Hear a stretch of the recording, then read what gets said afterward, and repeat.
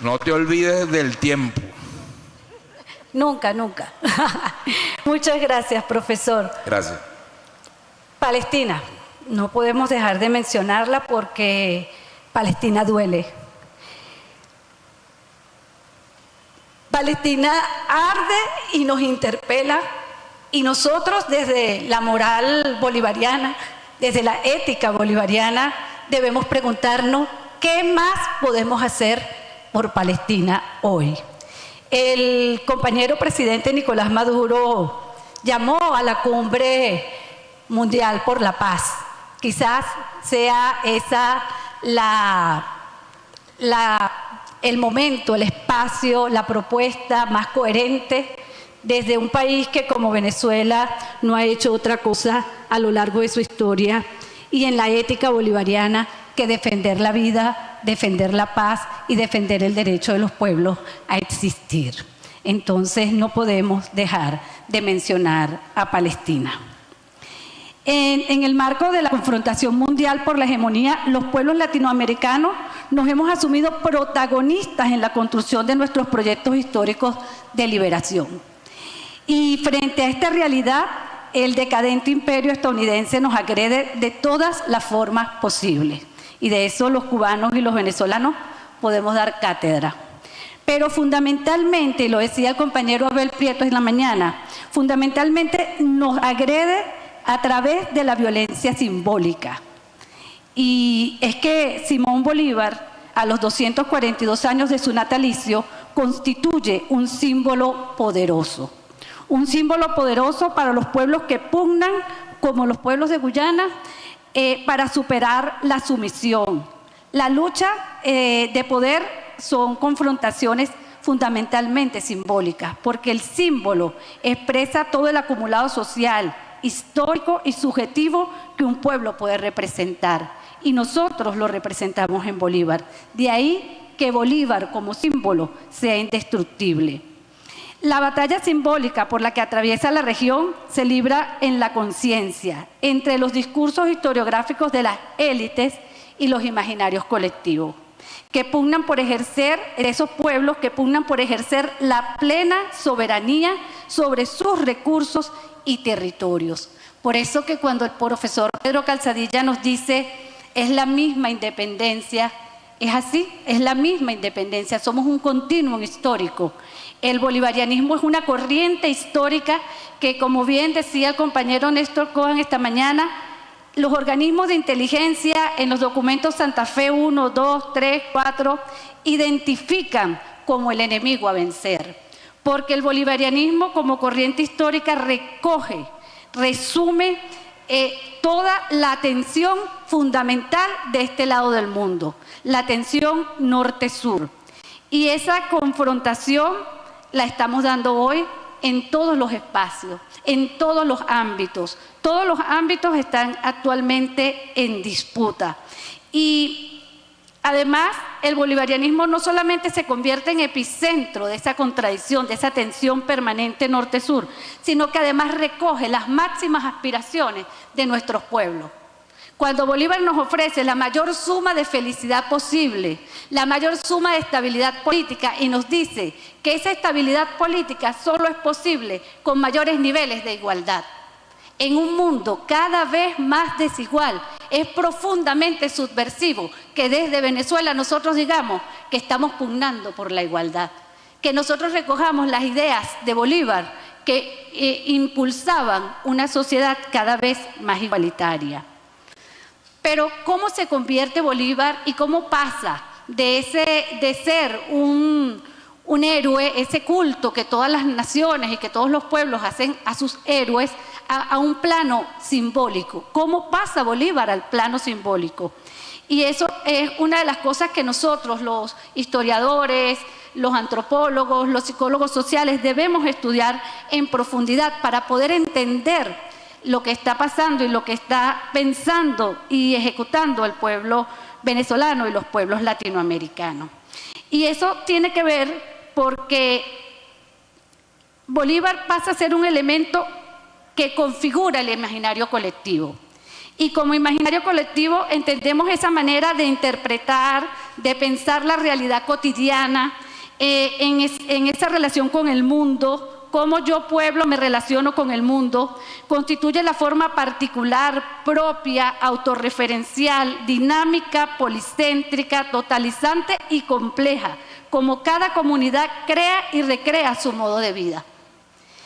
Y bueno, nosotros incorporamos allí los sistemas de valores, las representaciones sociales, los modelos culturales, las escalas de sentido y de significación, con las cuales los sujetos constituyen sus identidades personales y nacionales. Por eso decimos, estamos en un momento de rupturas, y Bolívar fue un rupturista. Bolívar configuró un nuevo mundo. Hay un mundo antes y un mundo después de Bolívar.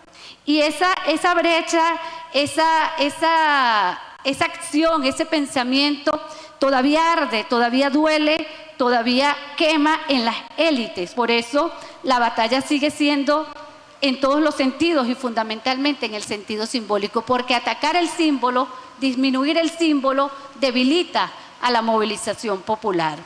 Y nosotros hemos visto cómo el pueblo venezolano ha nacido y renacido prácticamente de sus propias cenizas, ¿no? El profesor Brito García nos dice que la nación que hoy es Venezuela debió redefinir su identidad en varias circunstancias críticas, y en casi todas ellas sectores dominantes, foráneos o internos, impusieron al venezolano y a la venezolana una autoimagen negativa.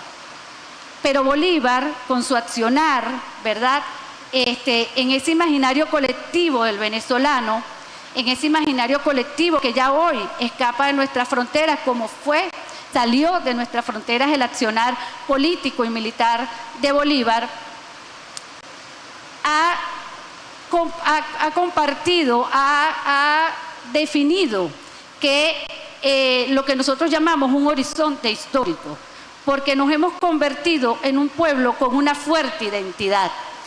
Y el colonialismo nos había colocado en graves crisis de identidad. Los pueblos que sufrimos el colonialismo, sufrimos la inferiorización ideológica, sufrimos la dominación económica y política. Sabemos que nos cuesta reconocernos y autorreconocer nuestros valores. Pero cuando lo hacemos, ¿verdad?, constituimos eso que llamamos pueblos invencibles. Y esa fuerte identidad que se construye todos los días el pueblo venezolano, lo hace porque comparte un horizonte histórico. Nosotros con Chávez y con Bolívar empezamos a construir un constructo que le da sentido colectivo al aquí y al ahora. Es esa respuesta que como pueblo nos damos sobre de dónde venimos y para dónde vamos, y que además logra conjugar la carga simbólica del pasado, el presente y el futuro, aceptado por los sujetos de la comunidad, en un plano espacial y temporal determinado. El horizonte histórico es parte fundamental del imaginario colectivo. Y de allí que Bolívar hoy es un elemento identitario del pueblo venezolano. Bolívar, hoy donde nosotros nos paremos en el mundo y digamos soy venezolano, soy venezolana, la gente va a decir es bolivariano, es bolivariana.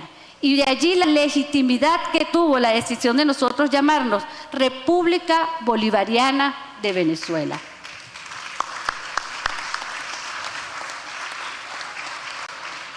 Pero ¿cómo se conforma? ¿Cómo pasa al plano simbólico? Es porque Bolívar constituye el símbolo que los antropólogos llaman héroe cultural, que es entendido como la persona que encarna las máximas cualidades a las que un miembro de una comunidad puede aspirar. Los héroes culturales ocupan un papel fundamental en la construcción de las identidades colectivas de los pueblos. Y por eso nosotros hoy decimos que ser venezolano y ser venezolana es ser bolivariano. Y cuando Bolívar se convierte en eso que el compañero profesor Pedro Calzadilla nos dice en sus obras, en un preso político de más de 160 años de la élite venezolana, porque se apropia del símbolo, porque intenta apropiarse del símbolo, porque lo despoja de sus elementos libertarios y lo convierte en un héroe más, en un héroe nacional más, pero además al servicio de la élite, insurge militarmente en 1992 la figura del comandante Chávez. Y el comandante Chávez también parte la historia, es otro rupturista de la historia, y parte la historia de Venezuela en dos, y quizás la historia del continente, porque existe una América Latina antes y después de Hugo Chávez. En ese momento, cuando insurge el comandante Chávez, él coloca la ideología bolivariana en el centro de la disputa política. Y cuando hace eso, libera además al pueblo de eso que lo habían culpado, porque las oligarquías que traicionaron a Bolívar, que deshicieron su obra, que lo expulsaron del país, entonces se apropian de él, pero además dicen que la culpa de la traición de la obra de Bolívar la tenía el pueblo. Este pueblo poco merecedor de tan noble padre.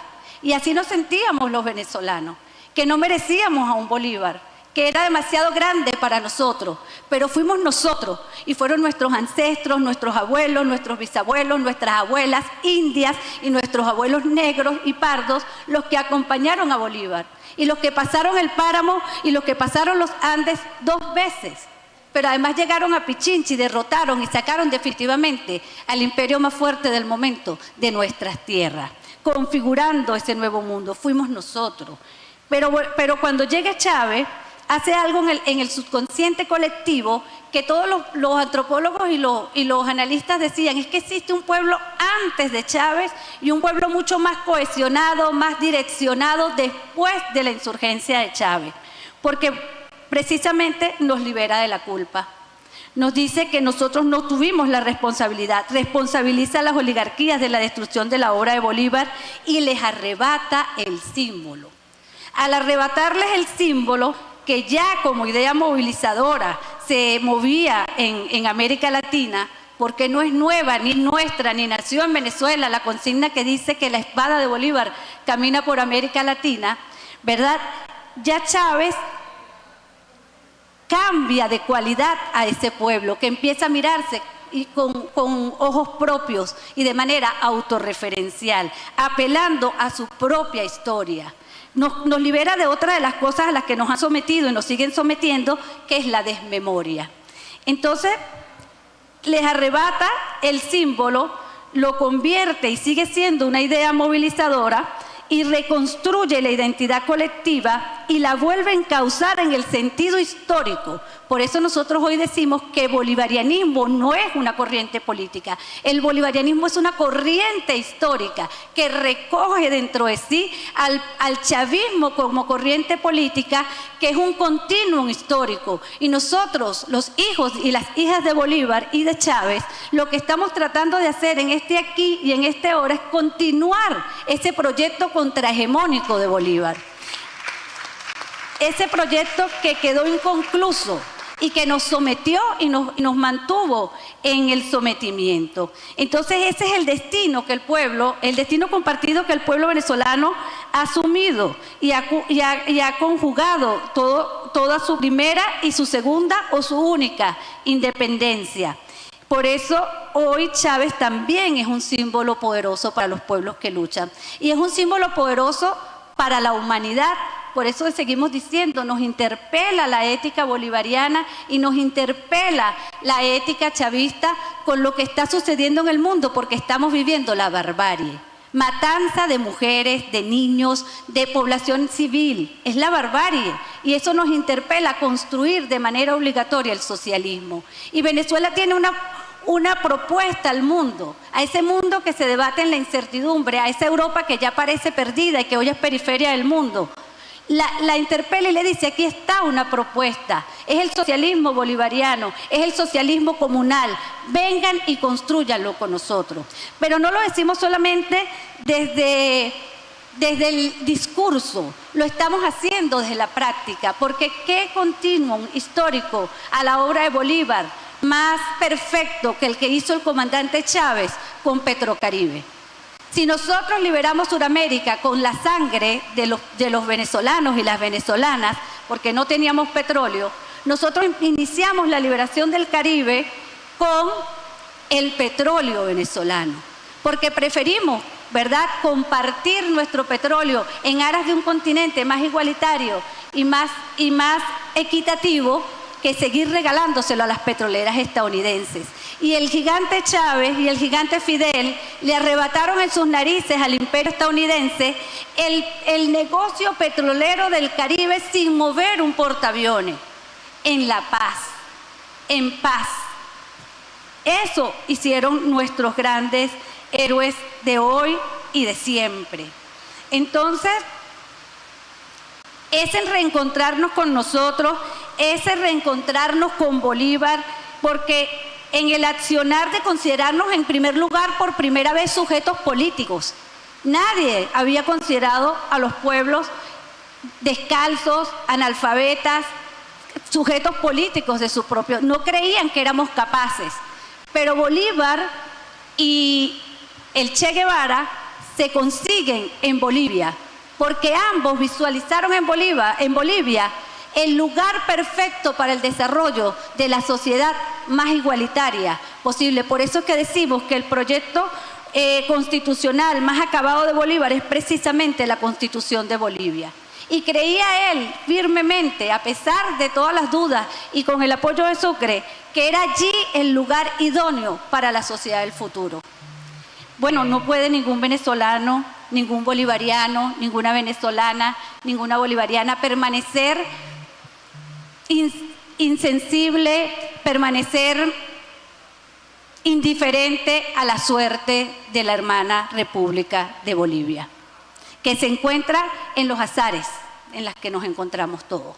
Entonces, todo lo que podamos hacer por Palestina, todo lo que podamos hacer por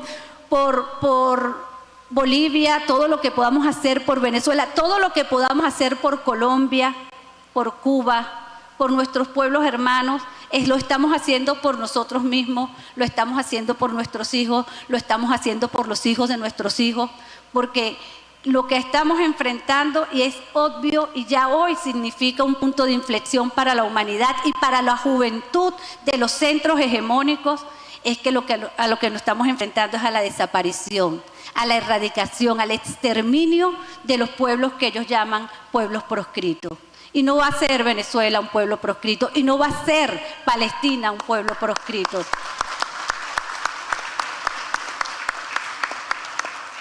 Por eso, estos espacios del instituto, de la red de intelectuales, para nosotros son espacios importantes, son espacios de compartir, pero sobre todo son espacios de diálogo. De diálogo porque también la incomunicación es un mandato del capital, porque también la desmemoria es un mandato del capital.